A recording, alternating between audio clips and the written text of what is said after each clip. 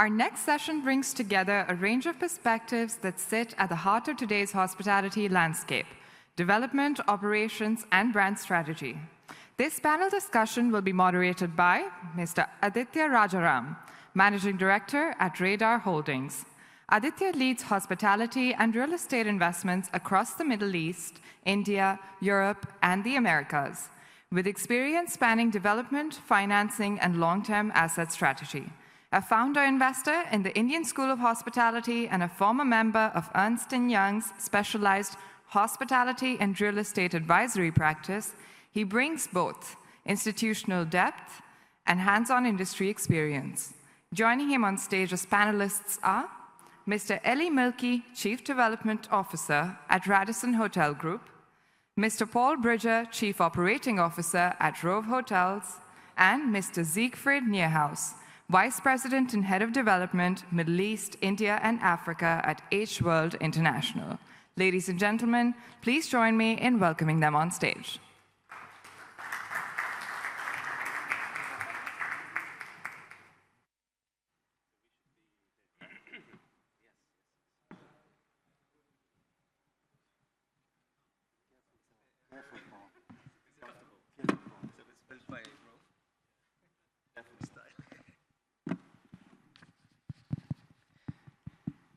Good morning, ladies and gentlemen. I think we're just in time to say good morning.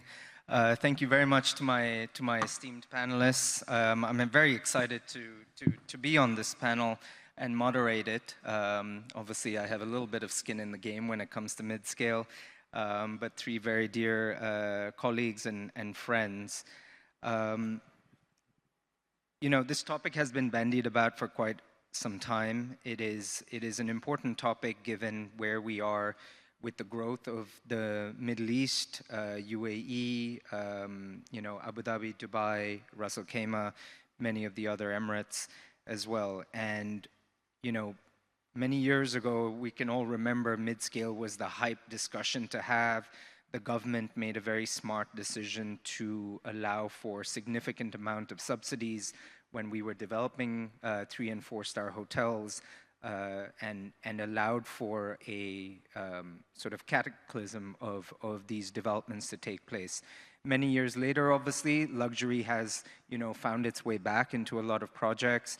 The lifestyle element to a lot of these brands have come in, and now is a very interesting time to discuss, you know, where does the Midscale sort of moniker sit? What are operators and brands really doing to maintain the level of importance being front and center for the owner?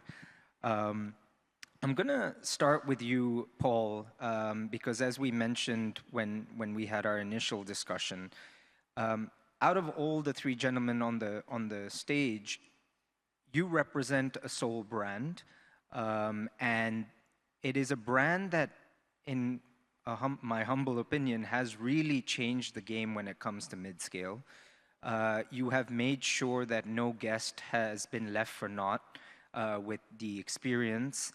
And as you saw opportunities, or rather the Rove Group saw opportunities, you really found a way to blend that brand into other experiences. I mentioned earlier that, you know, when gaming was a big experience for people, you found a way to bring that experience into your partnership with Razer, into the guest rooms.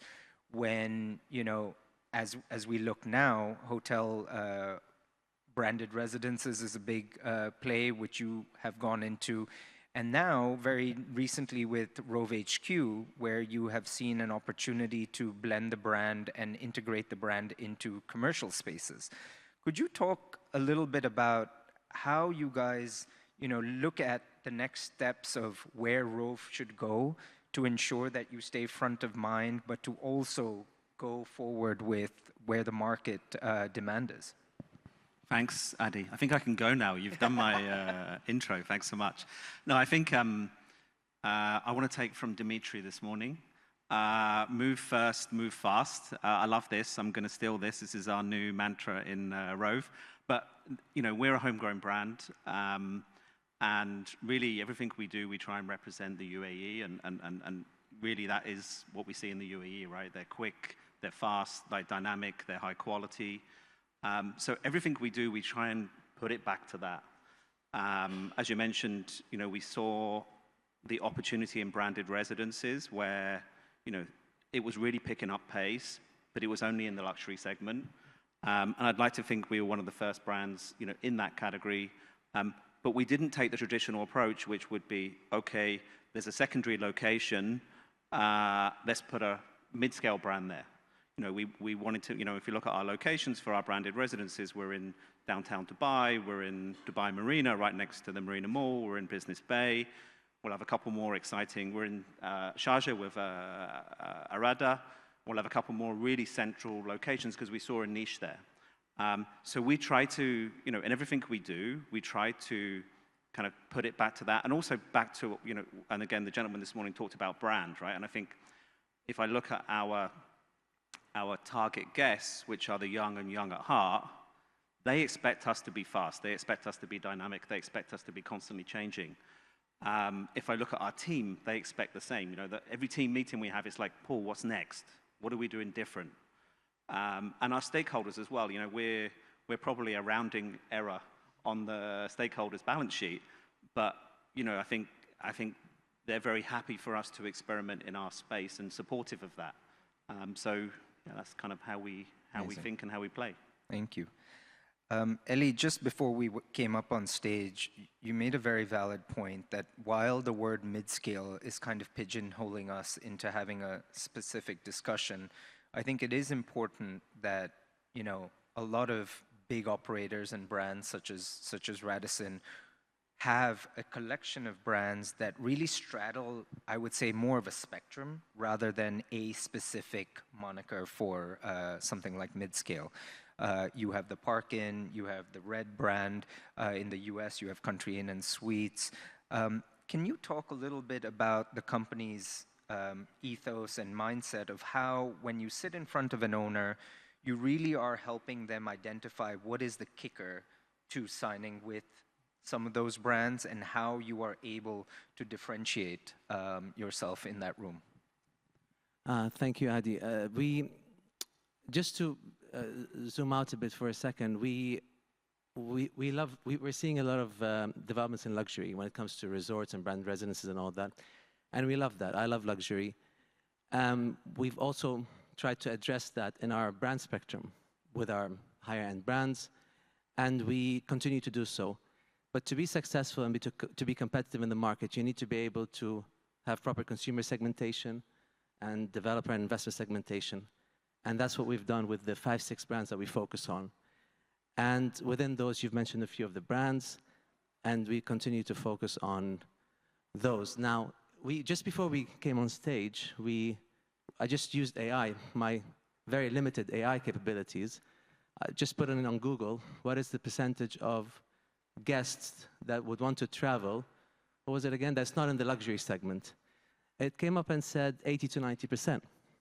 So if we want to stay competitive, if we want to continue to do sustainable developments, business for our investors, for our owners, for master plans like Ras Al Khaimah, like Abu Dhabi, like Dubai, like Saudi Arabia, like Egypt, we have to think about those 80, 90%. And this is where we add value. This is where we can add value. This is where we want to add value. And this is where I know we are adding value. Now, this is how do we, what brands do we propose? For instance, when it comes to branded residences, we've been very, very selective about what to do because, yes, we believe in branded residences, but we don't want to dilute the market. We don't want to just sign branded residences left and right. So we've said no to many. We've selected a few. B&W developments are one. Royal Development Holding is another, where we are looking at the branded residence component that is not in the luxury tier under our Radisson or Radisson Blue brands. So I think we will position our brands where it makes sense for the investor, and if it doesn't make sense, we move to something else or we just don't do the deal. Perfect, thank you. Siegfried, obviously speaking of the 80–90% that travel, you have a very phenomenal and very well-known luxury brand, obviously Steigenberger, very well-known in the market, but you also are a major player in the mid-market space. You have grown that organically, through Intercity and all the brands you have, but you've also grown inorganically where you bought Sleep Hotels.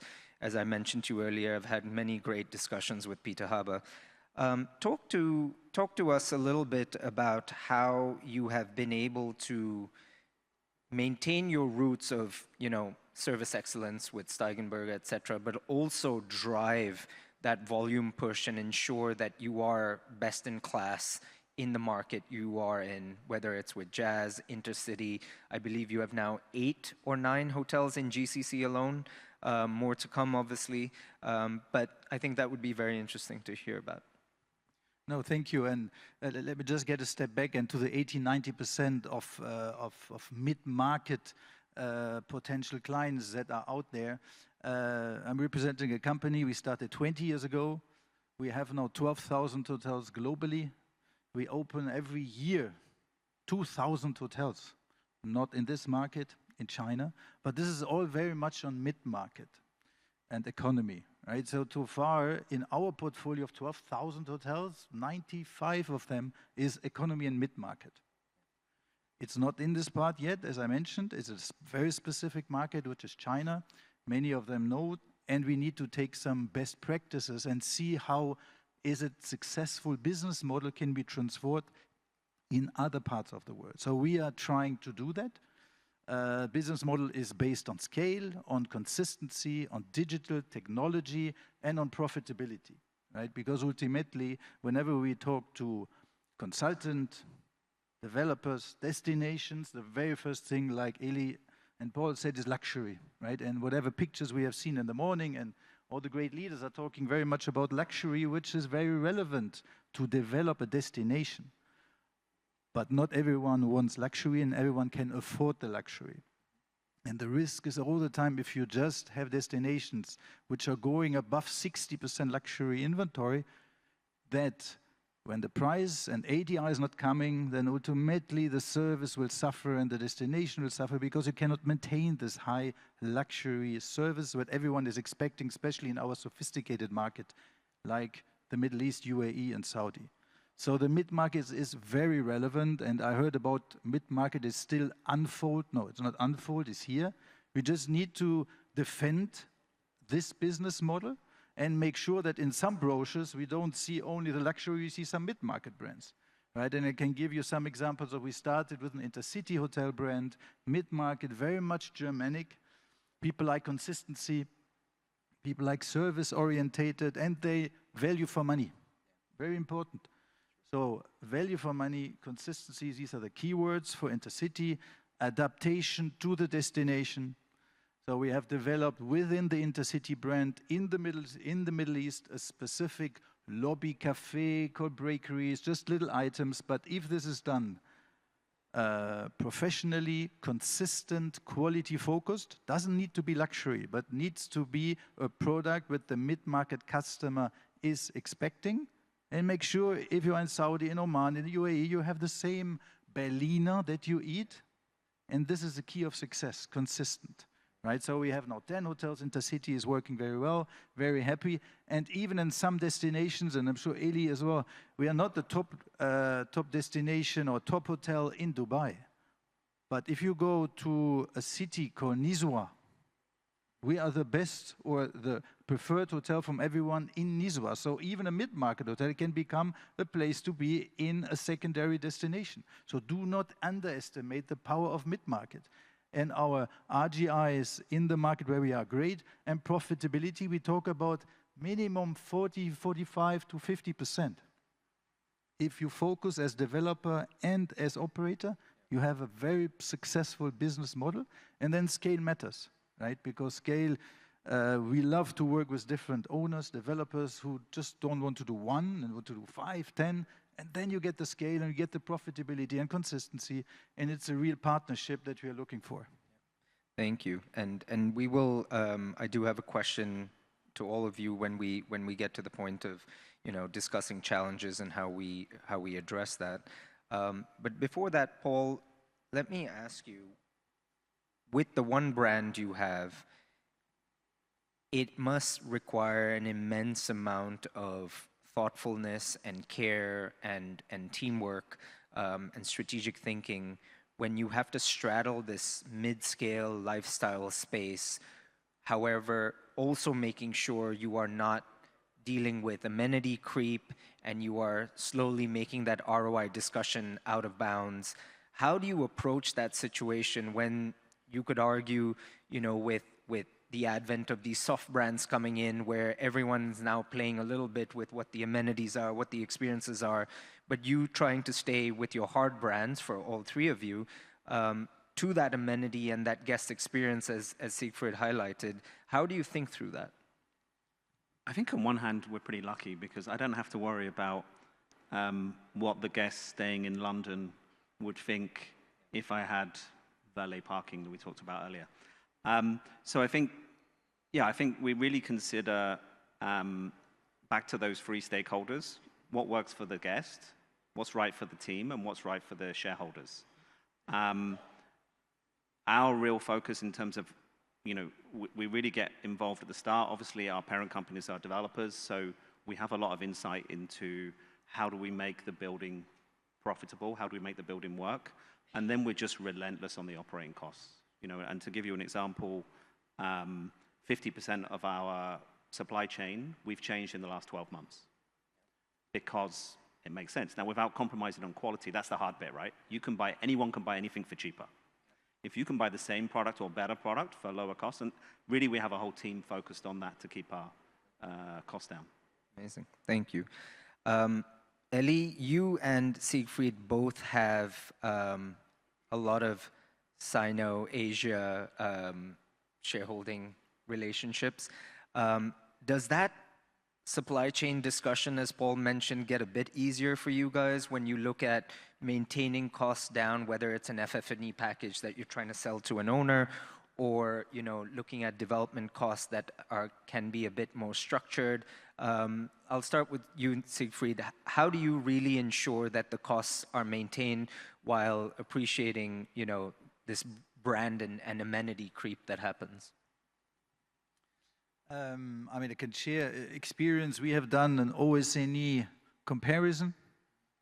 What do we buy in Europe? What do we buy in Middle East? How much do we buy in China? We talk about 30% of differentiation in the cost of sales that you could get. Question is all the time then the consistency and the quality that you get for that. Right, so you need an infrastructure, you need people who are checking what are you getting and when it leaves and when it's produced. So you need to have a full infrastructure. It cannot be you come, hey, I want to buy from a destination and it will arrive to the destination. So it needs to be a full infrastructure and it needs to be people behind, right? And luckily, and Elie as well, we have a scale where we can rely on a real business model which could be then transformed or transported into other destinations. So yes, there is a benefit of the cost of sales. The other big costs that we see as well in any operation is all these IT costs and third-party companies who are coming and that you need to operate your hotel. Many operators going into finding solutions how they can do it in-house and by themselves. Big cost savings for the owner to run a hotel, to maintain the IT and digitalization of that. And we are lucky our company started as an IT company and not as a hospitality company, right? So this IT was a base and then hospitality came on top. So here we have, I think, good saving opportunities and scale is there. The cost control is there and you are a very relevant player to give profitability to an owner what she's looking for. Yeah, in terms of the Chinese ownership for us started back in 2018, and I think we're a much better company today than we were before. We're in a much better position today than we've ever been for many reasons, and one of them is injecting capital in the company, having a stronger relevance for our investors, being able to support in different ways. And one of the things we're doing is the procurement exercises with our Chinese shareholders and Chinese companies, modular buildings, construction companies. So yes, that's ongoing, but that doesn't happen without the team on the ground. And because we may be able to save 5–10% there, but most of the activity and most of the focus is on what our technical team does on the ground, how we operate hotels on the ground, how we source materials on the ground, and that we've seen the biggest impact. Whether you source items from China or Turkey or locally in the UAE or Saudi Arabia, we have had, this is where the biggest impact is. Of course, with the support of the Chinese and the relationship we have with them. Thank you. I want to pivot a little bit and switch my questioning. So I'll ask a question I'd like all three of you to answer separately. We had talked about a little bit about the challenges that, that are faced with just hotel development in general. I think those challenges become a bit more acute when we look at the mid-market space because we don't have much room to maneuver when it comes to ADR or our room sizes, etc. Obviously, as we have seen in the Middle East, luxury has been a major player. A lot more owners are moving to getting at the very least an upper upscale, if not a luxury product in place. Part of that is obviously the cachet of that, but the other part is, you could argue, there are infrastructure constraints that owners don't see how a mid-market product can help them. When land cost is at X, or if development cost per key is at a certain level, how do we, through your mid-market products, really sit in a room and help that owner sort of figure out that challenge to be able to either buy into an intercity, either buy into a Rove or into, let's say, a Park-In? Elie, I'll start with you. It's mostly in short, the location and the type of owner. We know the challenges. We know the increased construction costs, especially in the past couple of years, especially in Saudi Arabia, especially here, everywhere, to be fair. That has made it more difficult to put the numbers in place, but also the location. If on a prime location like Sheikh Zayed Road, the land cost is an issue, and that's a major hurdle for the investors. So when you look at the location, this is where we are in a better position to offer a mid-scale brand or an upscale brand, and something of not a higher category, is where we divert the owner's attention, if they're open and if they understand the returns, to a secondary location, to a secondary city, to where the land cost is only a fraction of what the other location is. So it's mainly by them understanding that developing a mid-scale brand and where the numbers make sense would be in the right location and the right city. Otherwise, the numbers will not work. I think you touched a good point here, Elie, and this is the relation with an owner and putting the owner's cap as operator as well, right? I think times are over where we as operators say we want absolutely a brand in a prime location as a mid-market, and really we don't care if you make money or not. It is not happening anymore, right? I think all operators are very responsible people looking into feasibility with realistic projections. And the capital cost is not only a problem for the owner, it's a problem for the operator as well, because you have the teams who are developing and signing contracts and are very happy, more rooms, and the shareholder is happy. But ultimately then comes the phase where you have to sit with the owner on a monthly basis, and he is rightly so question why I don't earn money, right? And the discussion with owners goes very much deeper than before into what is the cost of the land? What is the cost of construction? How much is your cost with the bank? How much loan do you have to pay every year in order to serve the debts? So all the discussions are happening. I think it's very healthy for everyone. I mean, I'm sure, Elie, everyone here, Paul, happy to meet owners who are smiling at you when you come and meet them, in order to have people who are just starting question you, and it's way that the day is spoiled. So lucky we are in a dynamic city or destination, Middle East itself, so trend is positive, but there are some rainy days, and you have to make sure that as partner you are there and you're fully involved, including the financials and the business plan for this specific hotel. And sometimes, and I'm sure Paul, Elie, we do the same, we say, no, sorry, doesn't make sense. Don't do it. Go something else, do something else with the land. or other version, I'm sure Elie will talk about this as well, and Paul, the hotel and the residence next to it, right? So maybe there is a module to do that, or creating an office space, right? And Paul has done it brilliantly with Rove, started that. It's a great opportunity. So we are creative, we can do that, but it should make financially sense, and don't look only at the fee income comes to the hotel, because this is, it's a short term. Thank you. Paul? I'd argue it's a question of balance. So I think, you know, if you look at whether it's a destination, whether it's a community within that destination, whether it's a developer's portfolio, you need to have balance, right? And you need to have some great trophy assets, some, you know, if I'm looking at hotels, some amazing luxury assets, but also, you know, mid-scale is, or lifestyle, or whatever you want to call it, is faster to market. You get a quicker return. Arguably, you'll get a better return, depending on the project and the brand.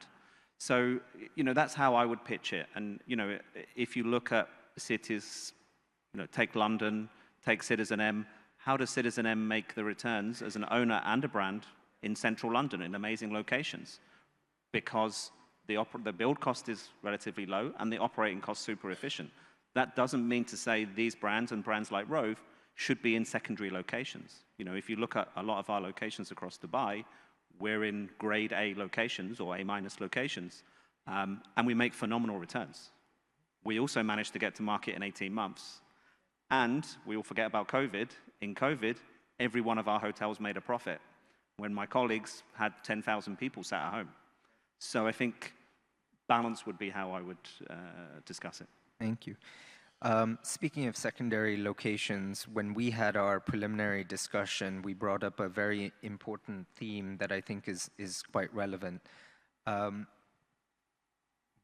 Elie, you and Paul, and I would say even Siegfried, everyone looks at these hotels and thinks that they need to be in downtown city kind of locations. However, your hotels have been extremely successful as a mid-market product, pushing that leisure and resort experience. You could argue, Siegfried, even for you, maybe Salalah or Nizwa, maybe there's a big leisure element to that as well. Elie, let me start with you. How have you been able to really straddle that mid-market space, but make it leisure and beachfront and deliver a certain level of amenities, okay, not equivalent to a Radisson Blu, but sufficient for even that level of traveler to feel that this is a leisure space within my budget and this is what I need? Let me narrow it down with some examples. The Radisson Red in Silicon Oasis is a part of a development and part of a community. I think one of the successes of many of these operations is, from a consumer perspective, is to become a community hotel. And this creates the leisure that you bring to the hotel, not just from the traveler, but also from the community where the hotel is located. And this now is becoming a trend across all segments and across all hotels to attract the people that live there. For the F&B to be successful, you cannot just depend on the visitor sitting for breakfast and hoping to stay for dinner. You want the resident next door to come and have brunch at the hotel, to bring the family in the evening, to have live music. So I think the community element is very, very important for it to be sustainable. The clustering, from a cost perspective, clustering is very important to make it more profitable for the investor. Another example that we have, as well as the Radisson on the Palm, and I wanted to get to that point, maybe this is a good bridge to get to make a point, because Paul and I were talking the other day that what percentage of, I don't know if the audience knows, what percentage of resorts in Dubai are not 5-star, meaning how many 4-star resorts are in Dubai?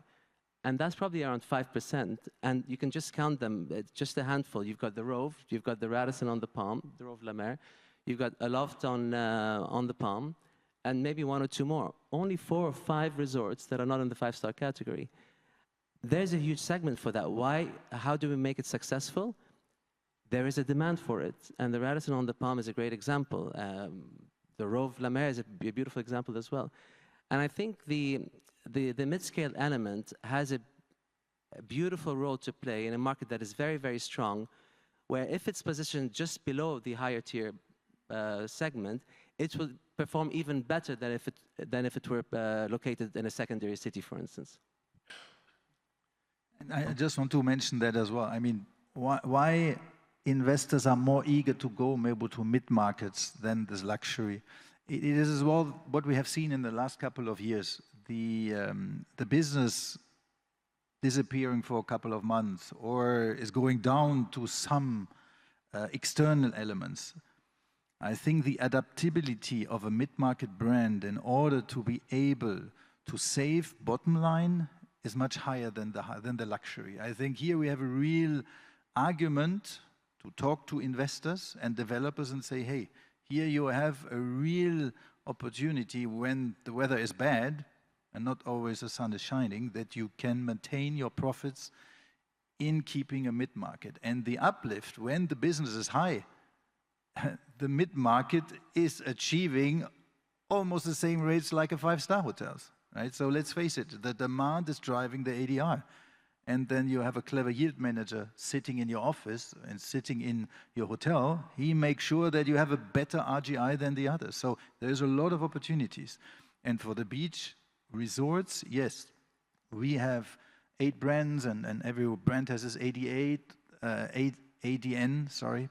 And we have as well a brand, mid-market brand called Max, which is a brand which is a person, which is someone who is experienced sometimes somewhere in a destination. We will build a resort, mid-market resort, nice, beautiful stretch in Oman. And the developer is one of the biggest developer. He said, I want this brand and I want this positioning. I don't want, for us, the 𝗃𝗹𝗃𝗃𝗃, who is hugely successful in Egypt, which has created legacy and very solid business case, but I want a different product. So there is a market, there is a demand. It needs a bit of a courage from a developer and from a consultant, right? Consultants, you know, they throw the stars in the eyes of a normal investor, which is good, but think beyond the luxury. Paul? I agree. I think it's a massive opportunity, particularly in this region. And I think it's also a big driver of destinations. And I think, you know, if I look at our Rove Le Maire hotel, thank you very much, hugely profitable. We're massively exceeding our feasibility. But it's also a driver, right? Because you've got that whole Le Maire destination where you've got some amazing beach clubs. And we're able to provide footfall to those beach clubs, particularly over the summer, right? Where our hotel's running at 80% occupancy and maybe the residents are away. So I think there's that, and I think the same thing will apply, and it does apply on our amazing hotel on Al Marjan Island. Have you gone below 100% at that hotel? It's doing well. And on Marjan Island, where they're developing the integrated wind resort, there's not enough keys in the wind to service the amount of visitors they're expecting. So, you know, Rove is a great, or this kind of brand is a great kind of place to stay and a jumping off point to explore that destination, whether it's the Wynn, whether it's Le Maire, whether it's downtown Dubai, because we don't want to keep people in our hotels, right? We have 1 or 2 restaurants. We build our hotels, you know, predominantly as the rooms basis and experience basis. So, you know, we're happy to be that kind of jumping off point. Whereas if I was doing a large resort, I'd have half a dozen hotels, half a dozen restaurants, and I'd have all kinds of tricks to keep you in my hotel, right? Because I do not want you to leave. Whereas our focus is completely different. We want you to get out and explore. Perfect, thank you. I have one last question to all 3 of you. And I think, Paul, maybe you're straddling the answer on both sides, but, you know, oftentimes with mid-market and that upscale space, there is an argument about, you know, the group will give the brand and then there's a franchise operator that comes in and manages it.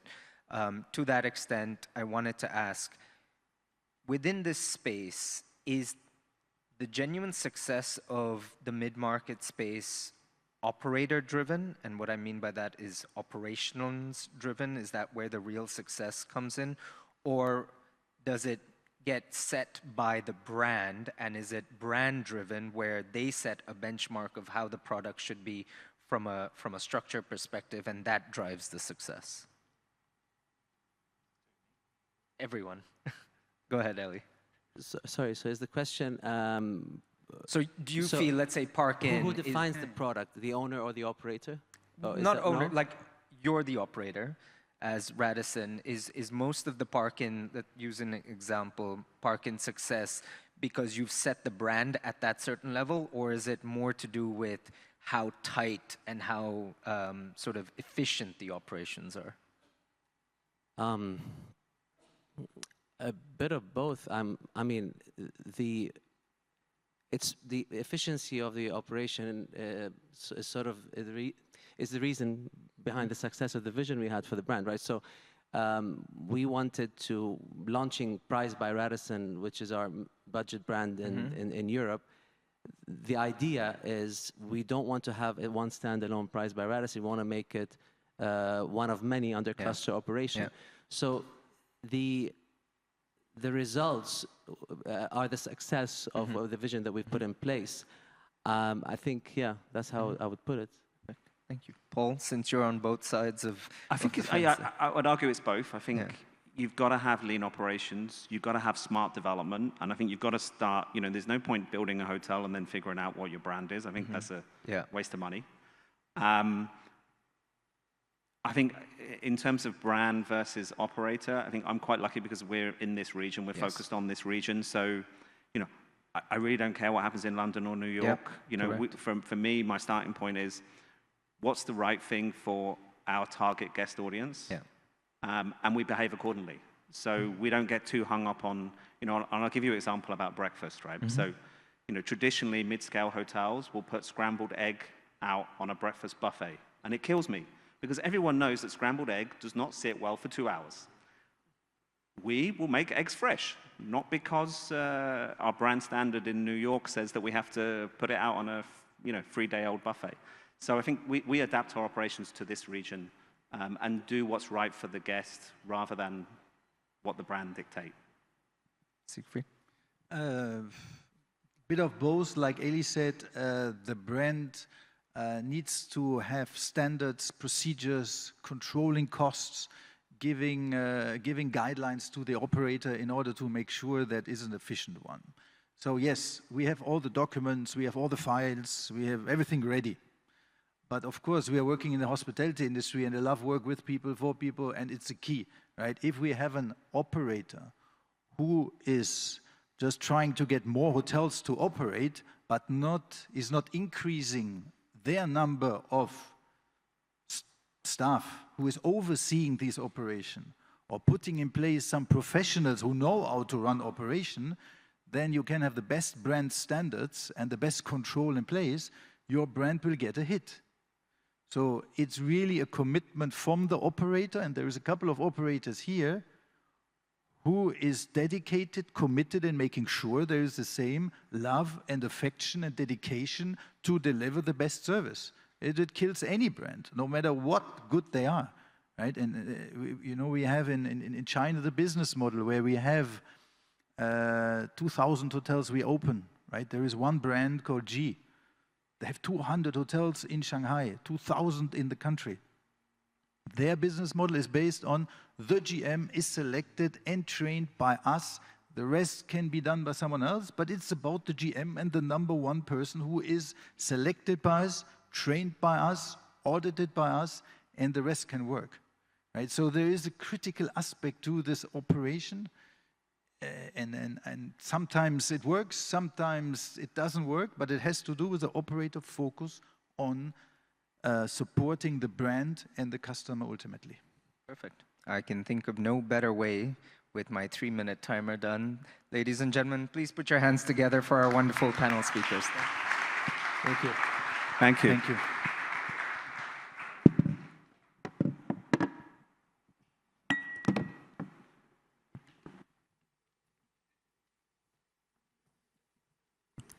Thank you, gentlemen.